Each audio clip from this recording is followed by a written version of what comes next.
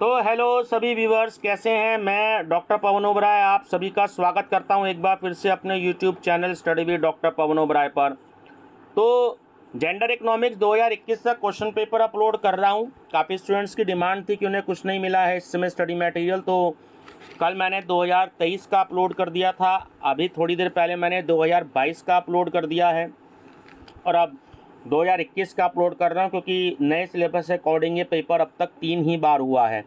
ठीक है, तो ये 2021 का आप मेरा channel study with doctor Pawan Oberoi subscribe कर लीजिएगा।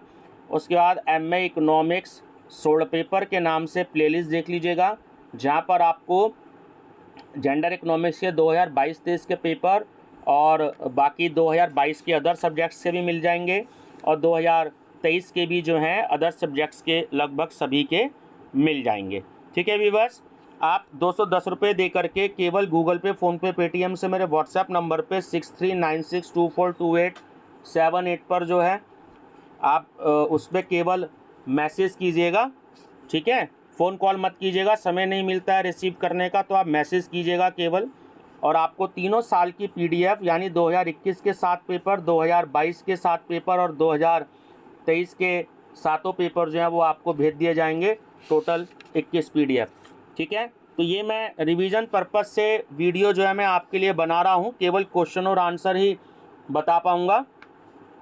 ठीक है, बाकी आपके रिवीजन पर्पस से वीडियो बन जाएगी और वीडियो का लिंक अपने दोस्तों को भी शेयर कर दीजिएगा ताकि उनकी भी हेल्प हो जाए। चलिए, नंबर फर्स्ट क्वेश्चन है कि 2011 की जनगणना के अनुसार कुल महिला श्रमिक शक्ति में मुख्य महिला कार्मिकों का प्रतिशत है, तो वो है 75%। 2011 की जनगणना के अनुसार कुल मुख्य कर्मियों में महिला कर्मियों का प्रतिशत कितना है, तो वो है लगभग 25%। 2011 की जनगणना के अनुसार कुल महिला सीमांत कर्मियों में महिला कर्मियों का योगदान है 51%। 2011 की जनगणना के अनुसार, देखो 2011 की जनगणना इसलिए पूछ रहा है क्योंकि 2021 में जब ये क्वेश्चन पेपर बना था तो 2021 के जब डेटा थे वो तब नहीं हुए थे, क्योंकि उस समय गणना शायद नहीं हुई थी, क्योंकि ये आपके पेपर अप्रैल 2011-21 में हो गया था, तो इसलिए सारे ये 2011 के ही क्वेश्चन दिए गए हैं। तो 2011 की जनगणना के अनुसार महिला कर्मियों की वार्षिक वृद्धि दर थी, तो वो थी 1.67%। शहरी क्षेत्रों की तुलना में ग्रामीण क्षेत्रों में महिलाओं की सहभागिता अधिक होने के कारण है, तो दोनों ही कारण रहे कि गरीबी क्षेत्रों में अत्यधिक गरीबी भी रही है और ग्रामीण क्षेत्रों में अत्यधिक गरीबी भी रही है, और ग्रामीण क्षेत्रों में रोज़गार को जो है एक प्राथमिकता दी जाती है, ना कि शिक्षा को दी जाती है। तो सी इसका सही ऑप्शन है, A और B दोनों। 2011 की जनगणना के अनुसार महिला कर्मियों को कितने प्रतिशत प्राथमिक क्षेत्र में लगा है, तो इस समय लगभग 57% लगा है।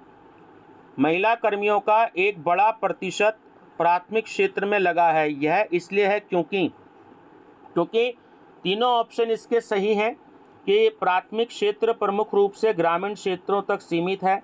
ग्रामीण क्षेत्रों में महिलाओं की गतिशीलता बहुत कम होती है और ग्रामीण क्षेत्रों में कृषि के अतिरिक्त रोजगार के अवसर जो हैं वो नहीं हैं, तो इसलिए D ऑप्शन इसका राइट ऑप्शन है। ये सभी पुरुषों की तुलना में महिलाओं का कम रोजगार प्रदर्शित करता है, तो वो आर्थिक पिछड़ापन और सामाजिक पिछड़ापन दोनों प्रदर्शित करता है, तो C इसका राइट ऑप्शन है, A और B दोनों। भारत में वर्तमान में कुल कार्य शक्ति में महिलाओं का प्रतिशत है लगभग 30%। महिलाओं के रोजगार में वृद्धि का सकारात्मक प्रभाव है, तो तीनों ही हैं कि प्रति व्यक्ति आय में वृद्धि, रहन सहन स्तर में वृद्धि और महिलाओं के हौसले में वृद्धि, तो D इसका राइट ऑप्शन है। ये सभी लड़कियों की माध्यमिक शिक्षा हेतु उत्प्रेरणाओं की राष्ट्रीय स्कीम प्रारंभ हुई थी सन 2008 में। भारत में बच्चियों को कैसे बचा सकते हैं, सीधी सी बात है, जागरूकता फैलाकर, लड़कियों के लिए शिक्षा व्यवस्था करके और उनके लिए सुरक्षित वातावरण उत्पन्न करके, तो D इसका राइट ऑप्शन है इन सभी से। नवीन शिक्षा नीति के अंतर्गत सरकार लड़कियों को मुफ्त शिक्षा प्रदान करेगी कक्षा, तो कक्षा 6 से परास्नातक तक यानी कि पीजी तक, है ना, पोस्ट ग्रेजुएट तक। सीबीएसई छात्राओं की शिक्षा के लिए उत्प्रेरणा के रूप में प्रदान करती है छात्रवृत्ति यानी कि स्कॉलरशिप। महिलाओं की शिक्षा बढ़ती है तो वो पारिवारिक आय, रहन सहन का स्तर और सामाजिक स्तर, तो तीनों ही ऑप्शन करेक्ट हैं। तो डी इसका राइट ऑप्शन है ये सभी। प्रधानमंत्री मातृत्व वंदना योजना प्रारंभ हुई थी सन 2010 में। जननी सुरक्षा योजना संबंधित है उन महिलाओं से जो संबंध रखती हैं वो बीपीएल परिवारों से, एससी परिवारों से और एसटी परिवारों से। बीपीएल मतलब बिलो पॉवर्टी लाइन, है ना, गरीबी रेखा से नीचे परिवारों से। तो डी इसका राइट ऑप्शन है इन सभी से। प्रधानमंत्री सुरक्षित मातृत्व अभियान संबंधित है तो वो अयोग्य महिलाओं से भी संबंधित है, अर्ध शहरी क्षेत्रों की महिलाओं से भी संबंधित है और ग्रामीण क्षेत्रों की महिलाओं से भी संबंधित है। तो डी इसका राइट ऑप्शन है इन सभी से। सैनिटीज स्कीम प्रारंभ की गई थी तो वो की गई थी union ministry of youth affairs and sports द्वारा। नई स्वास्थ्य नीति घोषित हुई थी तो ये 15 मई 2017 को हुई थी। कर्मचारी क्षतिपूर्ति अधिनियम पारित हुआ था सन 2023 में। ठीक, चलिए नेक्स्ट है आपका स्टूडेंट्स, मैं आपको एक चीज़ बता दूं, कल मैंने 2023 का पेपर अपलोड किया था तो बहुत सारे क्वेश्चन 2021 के ही 2023 में भी पूछे गए हैं। तो आप मेरी प्लेलिस्ट ज़रूर देख लीजिएगा, एमए इकोनॉमिक्स सोल्ड पेपर, उसमें आपको वहाँ पर 2023 का भी पेपर मिलेगा और भी बहुत सारे पेपर मिलेंगे। आप लोग प्लेलिस्ट देखा करें, ठीक है, आपको काफ़ी सारे पेपर्स मिल जाएंगे। मातृत्व लाभ अधिनियम पारित हुआ 1961 में। चाइल्ड केयर लीव का प्रावधान है महिला कर्मचारियों को। समान पारिश्रमिक अधिनियम पारित हुआ 1976 में। सामाजिक सुरक्षा में शामिल है तो रोजगार की सुरक्षा, आय की सुरक्षा और कार्य की सुरक्षा तीनों शामिल हैं। तो डी इसका राइट ऑप्शन है ये सभी, ठीक है। लिंग बस्टिंग एक महत्वपूर्ण उपकरण है तो पुरुषों और महिलाओं दोनों के समान विकास हेतु। जेंडर मेनस्ट्रीमिंग एक महत्वपूर्ण उपकरण है किसके लिए? लिंग समानता लाने के लिए। लैंगिक असमानता पाई जाती है तो श्रम सहभागिता में भी, पारिश्रमिक में भी और शिक्षा में भी, तीनों में पाई जाती है। तो डी इसका राइट ऑप्शन है उपयुक्त सभी में। भारत में केंद्रीय बजट के साथ लिंग बजट कब प्रारंभ हुआ? 2001 में। भारत में महिलाओं का साक्षरता दर यानी कि जो लिटरेसी रेट है वो लगभग कितना है? देखिए मैं आपको बता दूं, अगर 2021 का पेपर देखेंगे इस तरीके से तो, और यही क्वेश्चन 2023 में आया तो उसका आंसर है 65%। लेकिन अगर ये पूछा जाए आपसे कि 2019-21 के अनुसार भारत में महिलाओं का जो साक्षरता दर है तो थोड़ा सा वो बड़ा है, ठीक है। महिला सशक्तिकरण हेतु राष्ट्रीय मिशन प्रारंभ हुआ था 2011 में। राष्ट्रीय महिला कोष की स्थापना कब हुई? सन 1993 में। वन स्टॉप सेंटर स्कीम कब प्रारंभ हुई? देखिए 2015 में हुई और इसे प्रधानमंत्री श्री नरेंद्र मोदी जी ने शुरू किया था। इंदिरा गांधी मातृत्व सहयोग योजना प्रारंभ हुई थी सन 2010 में। भारत की प्रथम महिला प्रधानमंत्री कौन थी? इंदिरा गांधी। भारत में प्रथम महिला आईपीएस कौन है? तो देखिए ये अभी भी हैं इसलिए है शब्द लिखा है, यानी कि किरण बेदी। चौधरी चरण सिंह विश्वविद्यालय मेरठ की प्रथम महिला प्रो वाइस चांसलर कौन बनी? प्रोफेसर वाई विमला, ठीक है। भारत की प्रथम महिला वित्त मंत्री कौन है? निर्मला सीतारमण। भारत की प्रथम महिला राष्ट्रपति कौन है? तो वह प्रतिभा पाटिल। नोबेल पुरस्कार प्राप्त करने वाली प्रथम महिला कौन है? Mother Teresa. निम्न में से कौन सा लिंग संवेदीकरण कार्यक्रम का उद्देश्य नहीं है? तो वो है कि समाज में जाति पदानुक्रम का उन्मूलन। निम्नलिखित में से कौन सा लिंग अर्थशास्त्र के विषय में सही है? तो है कि यह नारीवाद परिप्रेक्ष्य से सामाजिक वास्तविकता का अध्ययन करता है। महिलाओं के अधिकार में शामिल हैं अधिकार, तो दोनों ही हैं, वो स्त्रियों के लिए भी हैं और लड़कियों के लिए भी हैं, तो इसलिए सी इसका राइट ऑप्शन है, ए और बी दोनों के लिए। भारत में महिलाओं के अधिकार हैं, तो देखिए समान वेतन भी है, गरिमा और शालीनता भी है और व्यक्तिगत समानता भी है, तो डी इसका राइट ऑप्शन है, उपयुक्त सभी।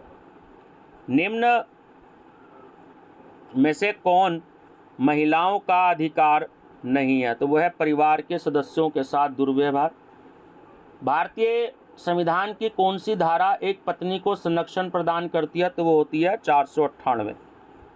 क्या महिलाओं को मुफ्त कानूनी सहायता प्राप्त करने का अधिकार है?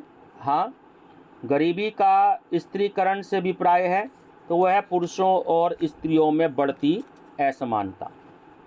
भारत में स्त्रियों का अप्रदत्त कार्य बराबर है, तो वह है जीडीपी के 3% से लेके 4% के बीच में। भारत में एक महिला अपना कितना समय प्रतिदिन अप्रदत्त कार्यों पर लगाती है? लगभग 5 घंटे। लिंग एवं विकास की पहुंच या दृष्टिकोण जो है वो है कल्याण पहुंच भी है, विकास में महिलाएं पहुंच भी हैं और महिलाएं एवं विकास पहुंच भी है, तो डी इसका राइट ऑप्शन है, ए ये सभी। प्रभावशीलता दृष्टिकोण संबंधित है, तो वह लिंग और विकास दृष्टिकोण से। लिंग मूलक अर्थशास्त्र की विधि है, तो देखिए वो अंतर्विद्या दृष्टिकोण भी है और व्यापक एवं सूक्ष्म स्तरीय अध्ययन दोनों है, तो सी इसका राइट ऑप्शन है, ए और बी दोनों। लिंग समंक और जनसंख्या पर प्रणाली के समंकों का स्रोत संबंधित है, तो लिंग मूलक अर्थशास्त्र की विधियों से।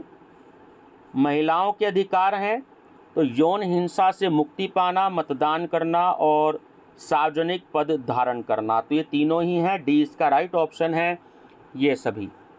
महिलाओं की शारीरिक अखंडता और स्वायत्तता है एक कर्तव्य। लिंग मूलक अर्थशास्त्र है, तो यह एक सामाजिक विज्ञान भी है और एक शैक्षिक अनुशासन भी है, तो इसका डी ऑप्शन राइट है, ए और बी दोनों। लिंग अर्थशास्त्र अध्यापन और शोध के क्षेत्र में उभर कर आया है सन 1975 के बाद में। कौन सा महिला अध्ययन से संबंधित नहीं है? तो वह पुरुषों की अधीनता। नारी अध्ययन एक शैक्षिक अनुशासन बना, तो नारीवाद की द्वितीय लहर के दौरान। गरीबी का महिलाकरण के कारण है, तो निम्न आय भी है और शिक्षा का अभाव भी रहा है और मजदूरी भिन्नता भी रही है, तो डी इसका राइट ऑप्शन है, उपयुक्त सभी। गरीबी के महिलाकरण को प्रथम किसने नोट किया? डियाना पियर्स ने। ये नाम इंग्लिश में एक्चुअली डायना पियर्स है, पिछले पेपर में डायना लिखा था, इस पेपर में डियाना है, तो आप डियाना या डायना पियर्स नाम याद रखिएगा। गरीबी का महिलाकरण के कारण है, तो इसमें भी तीनों कारण है कि अस्थायी आयाम, स्थानीय आयाम और मूल्यांकन आयाम है ना, डायमेंशंस, तो डी इसका राइट ऑप्शन है, ये सभी। गरीबी का महिलाकरण के परिणाम है, तो इसमें भी तीनों हैं, तलाक, परिवार संघर्ष और स्वास्थ्य समस्याएं, तो डी राइट ऑप्शन है, ये सभी। महिला सशक्तिकरण के लाभ हैं, तो देखिए अधिक उत्प्रेरणा और अधिक सृजनता दोनों ही हैं, तो सी इसका राइट ऑप्शन है, ए और बी दोनों। महिला सशक्तिकरण के प्रमुख प्रकार कितने हैं? 5। निम्न में से कौन सा एक महिला सशक्तिकरण का प्रकार नहीं है? धार्मिक। महिला हेल्पलाइन की स्कीम प्रारंभ की गई थी, ये सन 2015 में इसकी शुरू की गई थी। महिला साहसियों को समर्थन देने हेतु सरकार द्वारा संचालित ऑनलाइन प्लेटफॉर्म है, तो वह महिला ई-हॉट। निम्न में से कौन सी स्कीम लड़कियों की शिक्षा और उनके कल्याण को प्रदान करती है? तो वह है बेटी बचाओ और बेटी पढ़ाओ। शाश्वत विकास संबंधित है, तो वर्तमान पीढ़ी और भावी पीढ़ी दोनों से संबंधित है, तो सी इसका राइट ऑप्शन है, ए और बी दोनों। लिंग का अर्थशास्त्र किसने लिखी? जे जैकबसन ने। महिलाओं की क्षमता का निर्माण किसने लिखी? के.आर. मूर्ति ने। 2011 की जनगणना के अनुसार भारत में पुरुषों और महिलाओं का अनुपात है, यानी कि पुरुषों का हो गया 51.47 और महिलाओं का हो गया 48.53। 2011 की जनगणना के अनुसार भारत में लिंग अनुपात है तो वो ग्रामीण क्षेत्रों में अधिक है। 2011 की जनगणना के अनुसार महिलाओं की साक्षरता दर पुरुषों की तुलना में कम है। 2011 की जनगणना के अनुसार किस भारतीय राज्य में महिलाओं की न्यूनतम साक्षरता दर है? राजस्थान। जनसंख्या पर राष्ट्रीय आयोग की स्थापना कब हुई? सन 2000 में। महिलाओं हेतु सामाजिक सुरक्षा उपायों में शामिल है तो महिलाओं का सामाजिक बीमा और महिलाओं को सामाजिक सहायता दोनों ही है, तो सी राइट ऑप्शन है, ए और बी दोनों। निम्न में से कौन सी महिलाओं के कल्याण से संबंधित है? तो AIDWA, NFIW और AIPWA, ये तीनों जो हैं महिलाओं के कल्याण से संबंधित हैं, तो डी राइट ऑप्शन है ये सभी। लिंग मूलक अर्थशास्त्र संबंधित है तो ये पुरुषों और महिलाओं दोनों से संबंधित है, तो सी इसका राइट ऑप्शन है, ए और बी दोनों। महिलाओं के उत्पादक कार्य हैं, देखिए सरकारी विद्यालय में शिक्षण कार्य, आयकर विभाग में कार्य करना और पुलिस में सिपाही के रूप में कार्य करना, तो डी इसका राइट ऑप्शन है ये सभी। निम्न में से कौन सा कार्य महिलाओं का उत्पादक कार्य है? ट्यूशन पढ़ाना। निम्न में से कौन सा महिलाओं का अनुत्पादक कार्य है? पानी लाना और बच्चों की देखभाल करना। गृहिणियों द्वारा घरेलू सेवाओं को महत्व नहीं दिया जाता क्योंकि उन सेवाओं के बदले पारिश्रमिक नहीं दिया जाता, और बी उन सेवाओं का बाजार मूल्य निर्धारित करना मुश्किल होता है, तो सी राइट ऑप्शन है, ए और बी दोनों। स्त्रियों के अदृश्य कार्य हैं तो वो हैं घरेलू सेवाएं भी हैं, अपने परिवार की खेती पर कार्य करना भी है और बच्चों को जन्म देना भी है, तो डी राइट ऑप्शन है, ए और बी दोनों। भारत में श्रम शक्ति का वर्गीकरण है तो मुख्य कर्मी एवं सीमांत कर्मी, ग्रामीण कर्मी एवं शहरी कर्मी, पुरुष कर्मी एवं महिला कर्मी, तो डी इसका राइट ऑप्शन है ये सभी। मुख्य कर्मी कौन होते हैं? मुख्य कर्मी वो होते हैं ऑप्शन ए जो पूर्णकालिक हों, यानी कि मान लीजिए जिनकी सर्विस 8 घंटे 9 घंटे या 10 घंटे होती है और फुल टाइम जॉब करते हैं। 2011 की जनगणना के अनुसार महिला कर्मियों की भारत में सहभागिता दर है 25%। महिला कर्मियों की सहभागिता दर अधिक है कलाकारों में, जिसे हम शिल्पकार भी बोलते हैं ना, ऑप्शन बी करेक्ट है। GRB से अभिप्राय है तो इसका पूरा नाम है जेंडर रिस्पॉन्सिव बजटिंग। भारत के केंद्रीय बजट 2020 में लिंग बजट स्टेटमेंट के कितने भाग हैं? 2। लिंग बजट के प्रथम भाग में महिला कर्मियों के लिए आवंटन की प्रतिशतता है पूरी 100%। मनरेगा प्रदान करती है तो देखिए ये महिलाओं के लिए कोटा, समान वेतन मान और कार्य क्षेत्र में बच्चों को पालने की सुविधा, ठीक है, तो डी ऑप्शन राइट है ये सभी। MWDC का अभिप्राय, यानी कि पूरा नेम आपसे पूछ रहा है ministry of women and child development. निम्न स्कीमों में से कौन सी स्कीम लिंग समानता लाने में सहायक है? तो उज्ज्वला स्कीम भी है, सुकन्या समृद्धि योजना भी है और जननी सुरक्षा योजना भी है, तो डी राइट ऑप्शन है उपयुक्त सभी या ये सभी। बेटी बचाओ बेटी पढ़ाओ कार्यक्रम कब शुरू हुआ? देखिए ईयर पूछता है तो 2015 आपको याद रखना है, और अगर डेट भी पूछे तो वह 22 जनवरी 2015। सुकन्या समृद्धि योजना कब प्रारंभ हुई? तो ये भी हुई आपकी सन 2015 में। भारत में डॉक्टर्स डे कब मनाया जाता है? ये मनाया जाता है सितंबर के चौथे रविवार को। और बालिका समृद्धि योजना संबंधित है तो ये संबंधित है केवल BPL लड़कियों से, है ना, बिलो पॉवर्टी लाइन, गरीबी रेखा से नीचे जो लड़कियां आती हैं। तो ये व्यूअर्स 2023 का जो कल मैंने पेपर अपलोड किया था तो लगभग 40 से 45 क्वेश्चन 2021 वाले ही 2023 में रिपीट कर दिए हैं, तो आप मेरी प्लेलिस्ट में देखिएगा। और एक पेपर और है MA हिस्ट्री में वुमेन थ्रू एजेस, तो उसमें भी महिलाओं के ऊपर, महिलाओं की उपलब्धियों के ऊपर क्वेश्चन पूछे गए हैं। तो आप MA हिस्ट्री सोल्ड पेपर के नाम से आप प्लेलिस्ट देखिएगा, वहाँ 2021 और 2022 का पेपर जो है शायद अपलोडेड है, तो आप उसको देखिएगा, तो आपको जो है काफ़ी हेल्प मिलेगी। चैनल पे बने रहिएगा study with doctor Pawan Oberoi पर, और वीडियो का लिंक अपने दोस्तों को भी शेयर कर दीजिएगा। Thank you and best of luck.